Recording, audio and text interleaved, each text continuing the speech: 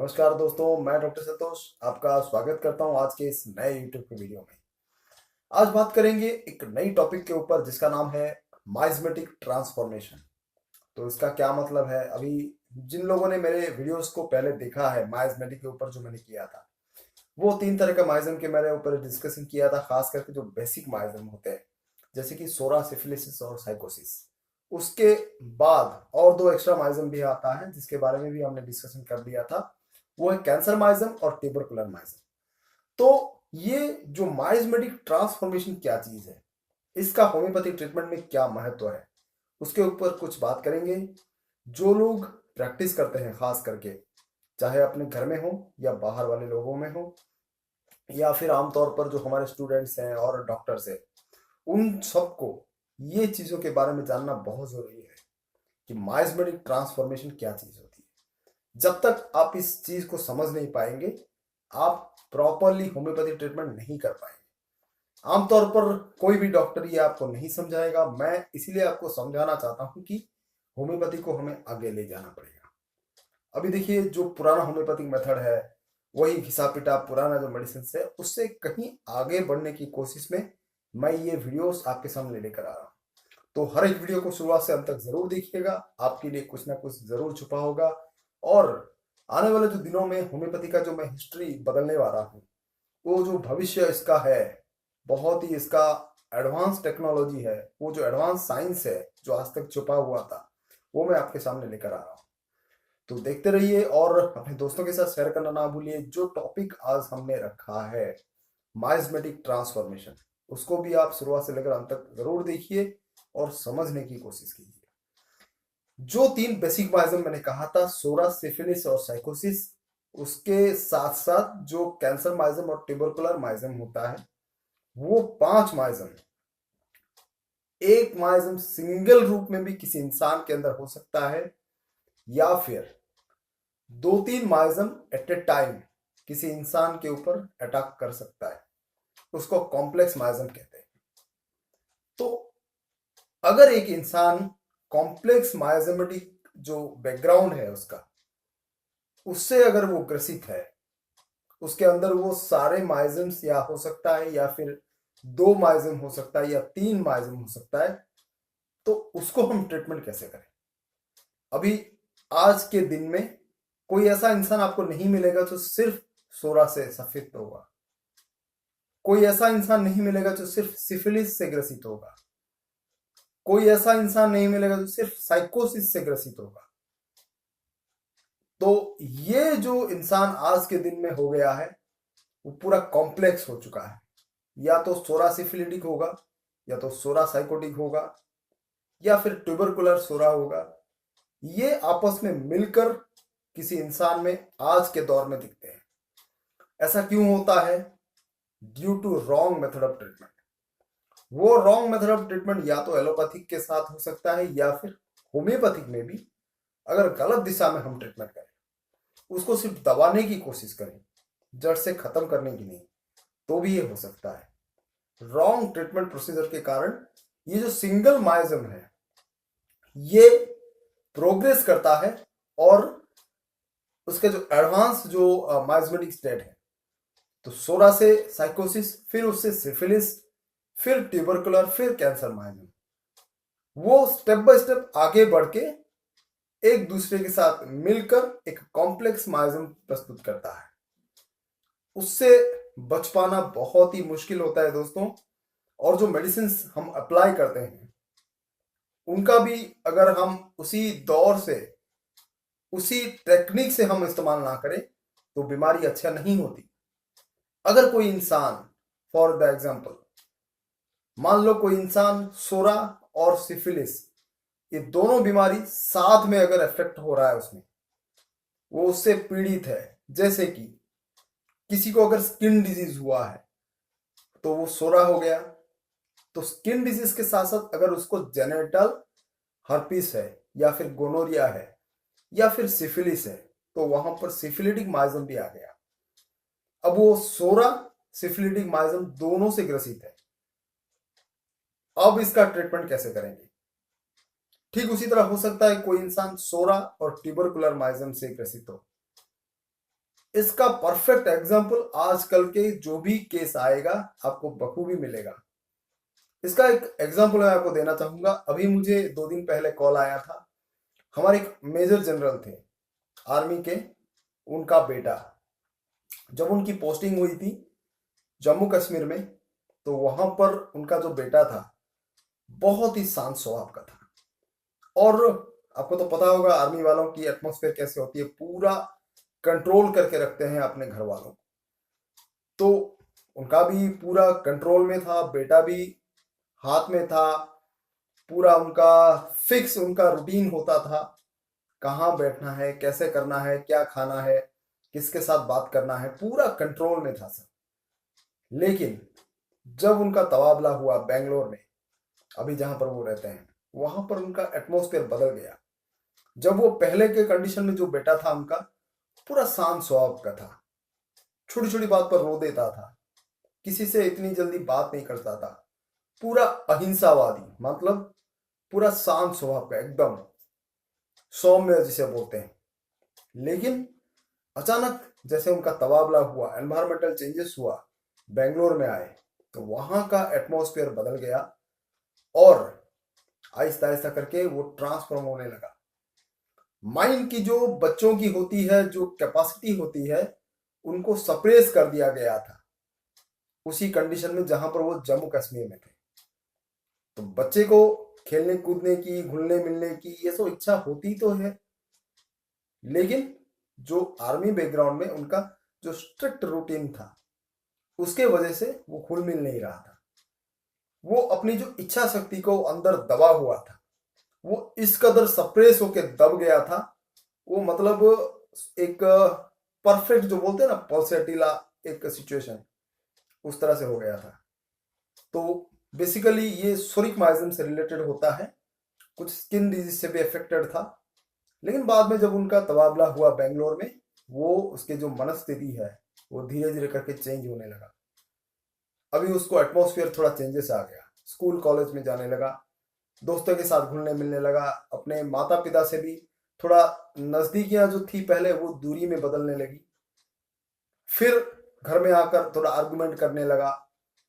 उसका जो अहिंसावादी प्रकृति था वो धीरे धीरे चेंज होके हिंसावादी, जो बोलते हैं ना, झगड़ालू, इरिटेबल, आर्गुमेंट करना छोटी छोटी बात पर, तो वो उसमें बदलने लगा। उनके पिताजी के कहने के अनुसार अपने दोस्तों के साथ बढ़िया सा बातें करता है, लेकिन जब घर में आता है तो छोटी छोटी बात पर गुस्सा करता है, चीजों को फेंकता है। इस तरह से उसका बर्ताव बदल गया अचानक। तो ये क्यों हुआ? ये जो चीज था, ये हुआ आपका माइज्मेटिक ट्रांसफॉर्मेशन। एक माइज्म था, लेकिन अचानक से वो दूसरे माइज्म में ट्रांसफर करता है, उसका रूप बदला। माइज्म नहीं बदला, उसका रूप बदल गया। एक सिंपल से माइज्म से एक कॉम्प्लेक्स से माइज्म पे आ गया। और ये क्यों हुआ? क्योंकि उनका जो माइंड लेवल है, मनस्थिति है, उसको सप्रेस करके रखने के कारण ये हुआ है। वो चाहे मेंटल लेवल पर कोई चीज हो या फिर फिजिकल लेवल पे कोई चीज हो, कोई भी बीमारी क्यों ना हो, कोई भी आपकी इच्छा शक्ति हो, कोई भी आपका अंदर वो डिजायर हो, वो खुल के बाहर आना चाहिए। अगर उसको सप्रेस करके आप रख देंगे तो उसका गलत प्रभाव पड़ता है आपके शरीर के ऊपर, आपके मन के ऊपर। वो बाद में जाकर जब उसको रास्ता मिल जाए, बहुत तेजी से आगे बढ़ता है। मैं एक छोटा सा एग्जांपल आपको देना चाहूंगा, आप समझ जाएंगे। एक पाइप है, दोनों तरफ से आप उसको दबा देंगे, पानी का प्रेशर आप बंद कर देंगे, या फिर एक तरफ से प्रेशर में आएगा, दूसरी तरफ से आप उसका मुंह बंद कर देंगे, तो जो पानी अंदर से जो बहता है उसका प्रेशर पाइप के अंदर बढ़ जाएगा पूरा। और इस दौरान जो आपको सप्रेस करने के कारण जो प्रेशर पैदा होगा, उसी वक्त एक छोटी सी आप सुई लेकर अगर बीच में से उसको पंक्चर करेंगे, जो पानी का फव्वारा उठेगा वहां से, आप उसको देख के समझ जाएंगे कितनी तेजी से वो ऊपर उठेगा। ठीक उस तरह से होता है किसी भी चीज को, चाहे माइंड की स्थिति हो या फिजिकल लेवल की कोई डिजीज हो, अगर हम उसका ठीक से उसका ट्रीटमेंट ना करके उसको सप्रेस करेंगे, दबा के जाएंगे, तो उसका गलत नतीजा आएगा। बीमारी अच्छे होने के बजाय और भी बद से बदतर हो जाएगी। यही होता है बहुत सारे केसेस में। और भी एक केस था, 1 साल पहले मेरे पास एक पेशेंट आए थे, वही सोरिक कंडीशन से उसको सप्रेस कर देने के कारण, उसको स्किन डिजीज था, कोई रिंगवर्म वगैरह, एलोपैथी के ट्रीटमेंट के कारण उससे स्टीरॉयड वगैरह लेकर सप्रेस कर दिया। फिर उसको साइकोटिक बीमारी जो बोलते हैं, दिमागी लेवल पे पागलपन और अजीब सी मतलब नींद ना आना, वो सारी जो मेमोरी वीक हो जाना, वो सारे प्रॉब्लम आने लगी। उसको भी उसने एलोपैथिक देकर फिर से दबा दिया, तो वो कहाँ ट्रांसफर है सिफिलिटिक माइजन पे। उसको अचानक से फिस्टुला क्रिएट होने लगा।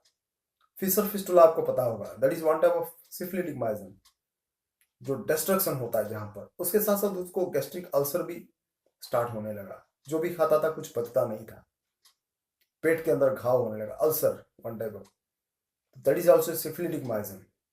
तो ये कैसे हुआ? सप्रेस करने के कारण, रॉन्ग ट्रीटमेंट जो मेथड है उसके कारण जो सोरिक माइजन ट्रांसफॉर्म हुआ साइकोटिक में, फिर उसके बाद सिफिलिटिस में। तो ये अच्छा होने के बजाय और खराब कंडीशन में आ गया।